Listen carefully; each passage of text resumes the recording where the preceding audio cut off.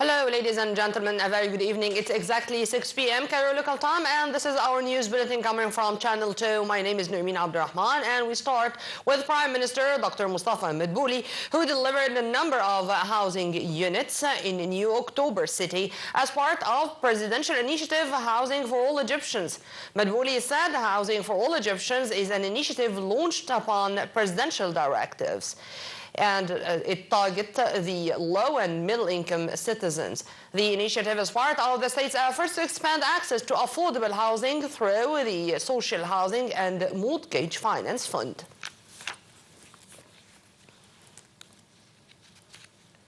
During an inspection tour in Giza Governorate, Prime Minister Dr. Mustafa Madbouli inspected Saba compound housing project in the 6th of October City in Northern Extensions area carried out by Ministry of Housing.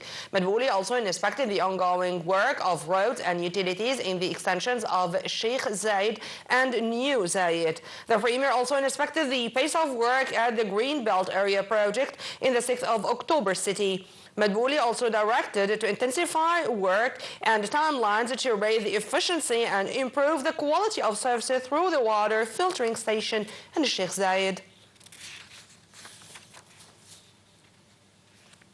We are still with the activities of our Premier. Madbouli stressed the state's belief of the great importance and the vital role of the ambulance utility as a necessary partner in the healthcare system in Egypt.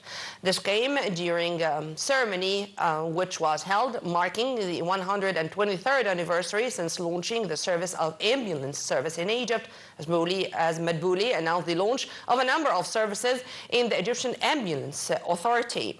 For his part, Deputy Prime Minister for the Human Development, Minister of Health and Population, Dr. Khalid Abdel Ghaffar, said a service application affiliated to ambulance for the non-emergency cases.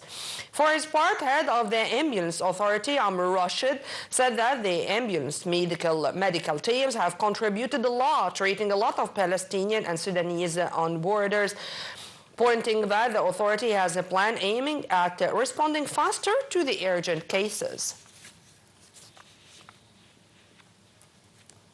Armed Forces Chief of Staff Lieutenant General Ahmed Khalifa arrived back home with his accompanying delegation after wrapping up his official visit to France. In France, an official reception ceremony with honor guards was held for the army commander, and the national anthems of the two countries were also played. Lieutenant General Khalifa met with his French counterpart Thierry Bocard as both commanders discussed a number of files of mutual concern and exchanged expertise between Egyptian and French armed forces.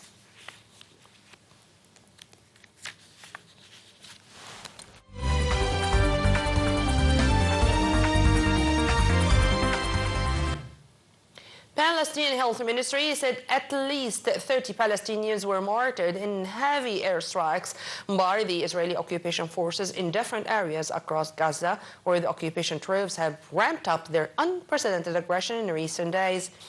Israeli illegal settlers torched Palestinian vehicles and houses in the occupied West Bank, the latest in a series of unprecedented attacks on the village of Brooklyn. Palestinian residents in Brooklyn say they face constant attacks and abuse from the illegal settlers nearby, so the larger group had shown up during the night, throwing Molotov cocktails and beating anyone in their way. Attacks against Palestinian villages in the West Bank have intensified sharply since the start of the Israeli occupation genocide war on Gaza.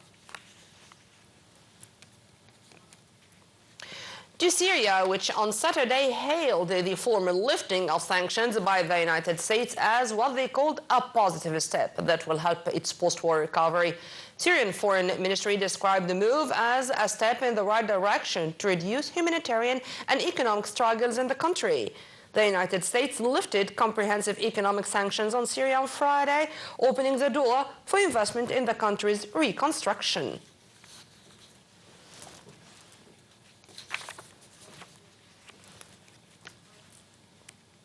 Iran's foreign minister described the nuclear talks with the United States as complicated following the conclusion of a fifth round of discussions in Rome.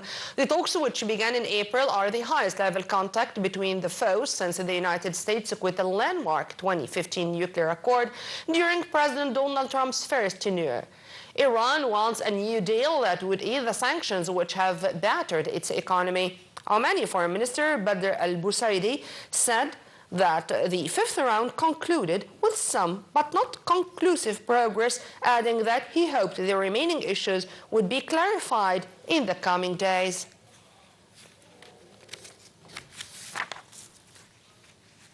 A massive Russian drone and missile attack on Kiev Saturday wounded at least 15 people. Ukraine's Air Force said Russia launched 14 ballistic missiles and 250 attack drones overnight, adding that it downed 6 missiles. And Russia and Ukraine each exchanged 307 of their service personnel on Saturday, on the second day of a prisoner exchange that, when completed, is said to be the largest such a swap in the 3-year war between the two countries. American President Donald Trump has suggested their prisoner swap, which should see 1,000 prisoners released on each side over 3 days, could herald a new phase in stop-start efforts to negotiate a peace deal between Moscow and Kiev.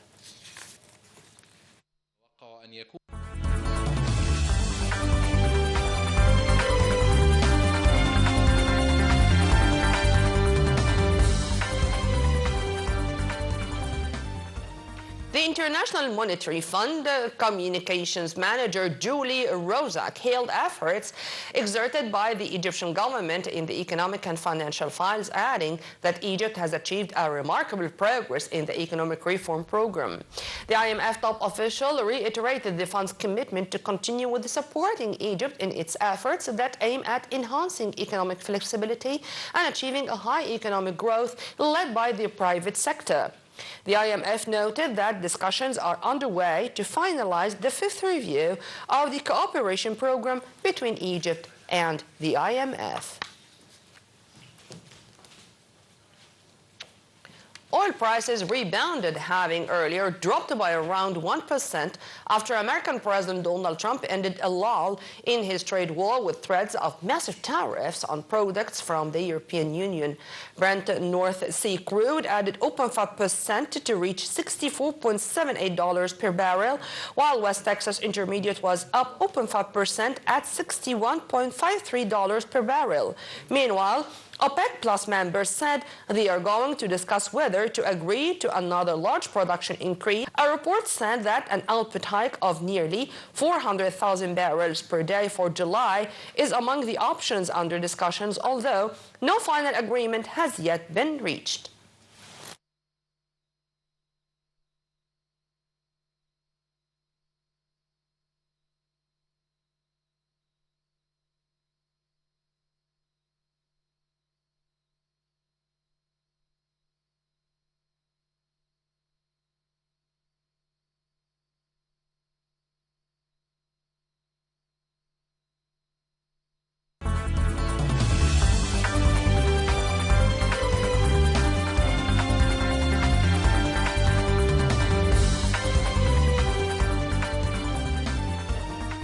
To some sports news, where Pyramids did draw 1-1 with Mamelodi Sundowns of South Africa in the first leg of the CAF Champions League final at Loftus Versfeld Stadium in Pretoria. Lucas Roberto Costa scored the goal for Sundowns in the first half, followed by Pyramids' goal in the second half by Walid El-Kurti.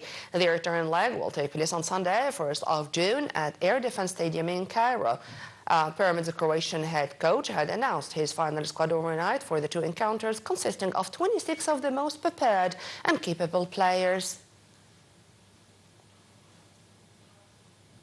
Barcelona and Arsenal will vie for the Women's Champions League trophy when they play in Lisbon on Saturday. Barcelona is a heavy favorite at the two-time defending Champions League's three-peat and a fourth overall title in 5 years. The Catalan club boasts a midfield featuring two-time Ballon d'Or winners who lead a squad with several other members of the Spain's World Cup winning team. Arsenal will try to conjure up another super performance after it fought back to stun both Real Madrid and 8-time champion Lyon in reaching its first final since winning the European Cup back in 2007. That's all we have for now. Stay tuned on Channel 2 always for more. Many thanks for watching. This was Nurmeen Abdurrahman.